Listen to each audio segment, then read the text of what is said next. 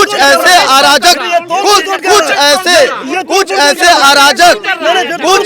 अराजक तत्व हैं जिनको पुलिस द्वारा चिन्हित किया जा रहा है। जो अराजक तत्व हैं उनको पुलिस द्वारा चिन्हित किया जा रहा है। उन पे कोई मुसलमान नहीं कर रहा है। जो गलती कर रहे हैं, जो आदमी पिछले 3 साल के राफेल घोटाले की फाइल नहीं दे पा रही है, जो सरकार आनंद तिवारी से चाहेगी कि अपने 7 पुस्तकों का कुंडली दे, हमसे कुंडली दे। अरे हम पाकिस्तान में मान ही नहीं सकता हमें। चलो बात करने के लिए इन मूर्खों को कौन समझाए कि अब तुम जिस दलदल में फंस गए हो, जिस दलदल से अब तुम्हारा अब तक जो कमल खिल रहा था, उस दलदल में अब तुम जितना ही उससे निकलने की कोशिश करोगे उतने तुम फंसते जाओगे और अब तुम्हारा कोई त्राहिमाम खाली करते रहोगे, अब कोई उसमें से तुम निकल नहीं पाओगे। लाइव टीवी, सच सबसे आगे। दोस्तों नमस्कार, मैं हूं ब्रिजेंद्र यादव। हमारे साथ हम उपस्थित हैं द लाइव टीवी। इस समय आज हम मणिकर्णिका घाट में बनारस पे हैं। सरकार कहती है कि एनआरसी किसी को नुकसान नहीं करेगा, उस मुद्दे पे आओ और उस बात करेंगे हम। जो आदमी पिछले 3 साल के राफेल घोटाले की फाइल नहीं दे पा रही है, जो सरकार आनंद तिवारी से चाहेगी कि अपने 7 पुस्तकों का कुंडली दे, हमसे कुंडली दे। अरे हम पाकिस्तान में मान ही नहीं सकता हमें।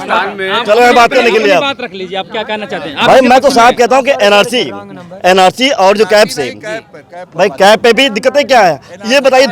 1947 में देश का जो बंटवारा हुआ धार्मिक आधार पे आपने किया, ठीक है। जो मुसलमान भाइयों भी एनआरसी और कैब पे समर्थन कर रहे हैं। एनआरसी और कैब पे मुसलमान भाइयों भी अपना समर्थन दे रहे हैं, ऐसा नहीं है। कोई नहीं दे रहा है, कोई नहीं दे रहा है। कहाँ समर्थन मिल रहा है? एनआरसी का समर्थन कहाँ मिल रहा है? कुछ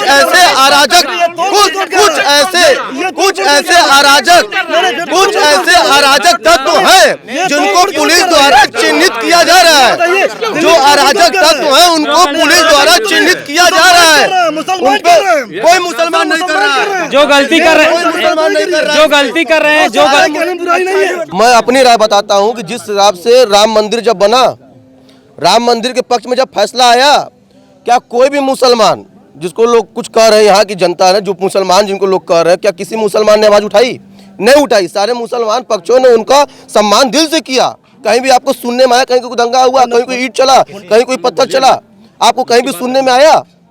धारा 370 हुई, कोई सुनने में आया? आखिर एनआरसी कैब अभी क्यों? अभी आप गिरती जीडीपी की बात कर सकते थे, अभी आपको समय लेना चाहिए था, युवाओं को रोजगार देना चाहिए था। मैं आपसे एक बात कहना चाहता हूँ, जीडीपी पे आपको बात करनी चाहिए थी। आप एक बताइए एनआरसी से दिक्कतें क्या है? आप एक रजिस्टर में अगर हम दर्ज रिकॉर्ड सारी मेंशन हो तो सब बुराई क्या है? समझा रहे लोगों नहीं तो फिर भी हम चाहते हैं कैब भी लागू और एनआरसी भी लागू हो। इन मूर्खों को कौन समझाए कि अब तुम जिस दलदल में फंस गए हो, जिस दलदल से अब तुम्हारा अब तक जो कमल खिल रहा था, उस दलदल में अब तुम जितना ही उससे निकलने की कोशिश करोगे उतने तुम फंसते जाओगे और अब तुम्हारा कोई त्राहिमाम खाली करते रहोगे, अब कोई उसमें से तुम निकल नहीं पाओगे। हिंदुओं के पक्ष में है, हम ये मानते हैं। हिंदू के लिए जो भी हो रहा है वो ये इसको हम पॉजिटिवली ले रहे हैं। तो क्या यहाँ के मुसलमान हिंदू नहीं है? मुसलमान नहीं, यहाँ के मुसलमान हिंदू नहीं है।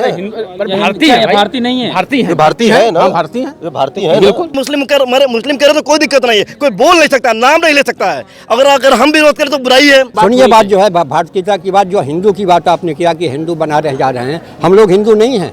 जो विरोध में चल रहा है, दुनिया भर के सारे विश्वविद्यालयों के छात्र जो है हिंदू नहीं है, क्या हुआ? दलित विरोध में है, पिछड़े समाज के लोग विरोध है। सुनिए बात जो है भारतीयता की बात, जो हिंदू की बात आपने किया कि हिंदू बना रह जा रहे हैं, हम लोग हिंदू नहीं हैं। जो विरोध में चल रहा है, दुनिया भर के सारे विश्वविद्यालयों के छात्र जो है हिंदू नहीं है, क्या हुआ? कोई भी सरकार डरती है अहिंसक आंदोलनों से, बुद्धिजीवियों से डरती है। रामचंद्र गुहा जी एक खाली पर्ची लेकर के खड़े हो गए और ये सरकार हिल गई, उनको गिरफ्तार की। अभी तारापुरी को गिरफ्तार कर रही है। तो ये सरकार तो जैसे ही हिंसक रूप उसका हो जाएगा तो उनको दमन करने में आराम मिलता है।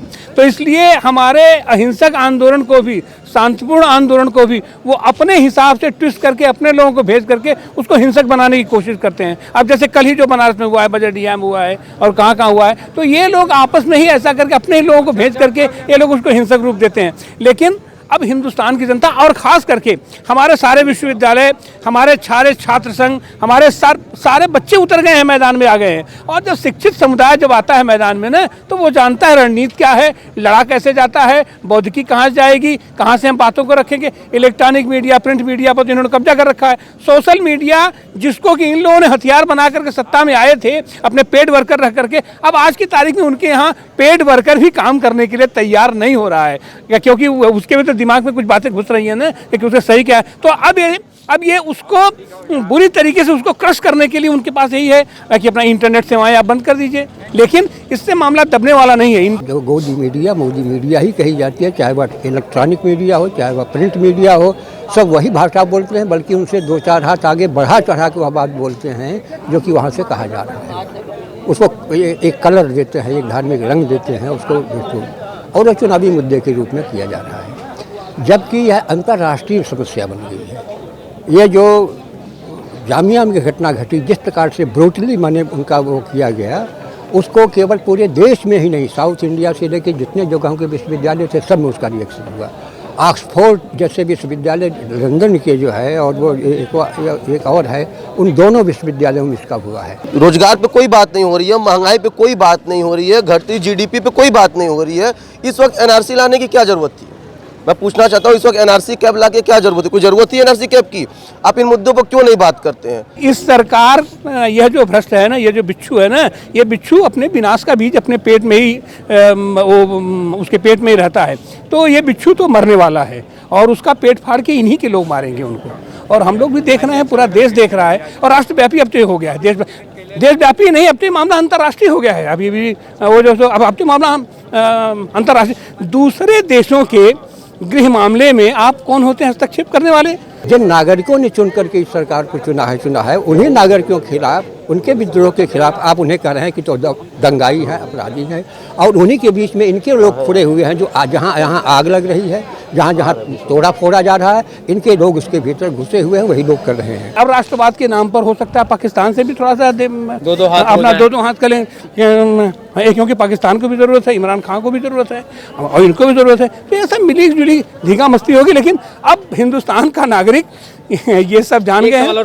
ये बताइए, लोग जो कहते हैं हिंदू मुसलमान करने, मुसलमान दंगा किए हैं, आपको लगता है मुसलमान की लड़ाई किससे? इस समय जो वो लोग रोड पर मुसलमान इसमें है ही नहीं है, सच बात है। ये लोग जबरदस्ती हिंदू मुसलमान करने की कोशिश कर रहे हैं। मुसलमान सब जैसी इसमें कोई चीज ही नहीं है। अब तो यह लड़ाई देश के 135 करोड़ नागरिकों की है, उनकी अस्मिता की लड़ाई है। ये प्रोटेस्ट का कार्यक्रम जो है, क्या भाजपा शासित राज्यों में ही चल रहा है या केंद्र ये कांग्रेस शासित राज्यों में भी है? क्या ऐसा है? महाराष्ट्र में हुआ है। इनका तो जो भी काम होता है सब नेहरू जी के नाते होता है, कांग्रेस के नाते होता है। ये तो कुछ कर ही नहीं रहे हैं। तो अपने दोस्त बाप को जो है बराबर कभी नेहरू जी के नाम पर, कभी उनके नाम पर। इन्होंने नोटबंदी लागू किया, उसके बाद डिजिटल इंडिया ही बना रहे थे, और डिजिटल इंडिया के चलते आज की तारीख में कहाँ कहाँ इसका असर पड़ रहा है। पूरा व्यापार ठप है, पूरा उद्योग धंधा ठप हो गया है, बैंकिंग प्रणाली हमारी पूरी ठप हो गई है, ये जो एटीएम पेटीएम सब बंद हो गए। तो ये तो सीधे सीधे अर्थव्यवस्था भी हमारी लड़खड़ा रही है इससे। अभी हाल में सिखों का जो बौद्धिक जो पार्लियामेंट है वो न्यूयॉर्क में स्थित है। वो बहुत बड़ा केंद्र है सिखों का। एक ऑर्गेनाइजेशन है पार्लियामेंट्री बोर्ड, जो धार्मिक मामलों का निर्णय देती है, और एक जो राजनीतिक मामलों का निर्णय देती है वो हरमिंदर साहब में वो भी बराबर है। तो न्यूयॉर्क ने अपील जारी की है कि दुनिया के सारे सिख इस नागरिकता कानून का विरोध करें, उसके सामने आएँ। और ध्यान दीजिए कि उसकी शाखाएं कितने देशों में हैं, कनाडा में, ब्रिटेन में, ऑस्ट्रेलिया में, जर्मनी में, इटली में। यह उसकी ऑर्गेनाइजेशन की सक्रिय। तो भारत के अलावा भारत के बाहर यूरोपीय देशों में जो सिखों का इतना बड़ा ऑर्गेनाइजेशन है, पार्लियामेंट्री बोर्ड है उनकी, धार्मिक मामलों का अंतिम निर्णय देती है, वहाँ से जब मुहर लग करके चली हो गई, अपील चली जा रही है, तो हमारे देश में तो सारे सिखों का एक बनेगा, एक नया रूप मिलेगा, आंदोलनकारियों का सामने देखने को आएगा। ये आज मोदी जी को ट्वीट करना चाहिए, वो ट्वीट भी कहाँ करते हैं? जहाँ इंटरनेट बैंक कर देंगे और वहाँ ट्वीट कर देंगे। देखिए, सबसे बड़ी बात यह है, इस समय भारत की अर्थव्यवस्था एकदम धरातल पर चली गई है। यह भारत के ही अर्थशास्त्री नहीं बल्कि दुनिया के जितने बड़े अर्थशास्त्री हैं उन लोगों ने अपने आंकड़े के द्वारा बताया है कि देश कहाँ से कहाँ पहुँच गया और वह जीएसटी आपकी कितनी घट करके कितनी नीचे चली गई है जहाँ रही है। उसी चीज़ को बचाने के लिए, अवॉइड करने के लिए इनका मुद्दा भटका करके यहाँ ले जाना वहाँ ले जाना, जो मुख्य मुद्दे हैं उनसे वह अलग हट करके बोलते हैं, रह जाता है। क्या इस वक्त एनआरसी और कैब लाने की क्या आवश्यकता थी? आप रोजगार पे भी बात कर सकते थे, आप गिरती जीडीपी के बारे में भी तो बात कर सकते थे। रोजगार पे बात हो रही है कि नहीं हो रही है? 70 साल से रोजगार पे बात हो रही है ना। 70 साल में कौन सा रोजगार किसको मिल गया, हमको ये बताइए। तो इसीलिए वो सरकार को हटाया गया और इनको लाया गया कि ये हमको रोजगार दे।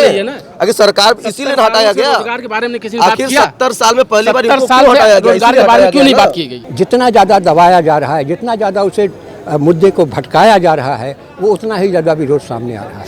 क्योंकि हमारे देश की जो मूल समस्याएं हैं, बेरोजगारी है, महंगाई है और नौकरी की समस्या है, इस पर कोई ध्यान नहीं। लाइव टीवी, सच सबसे आगे।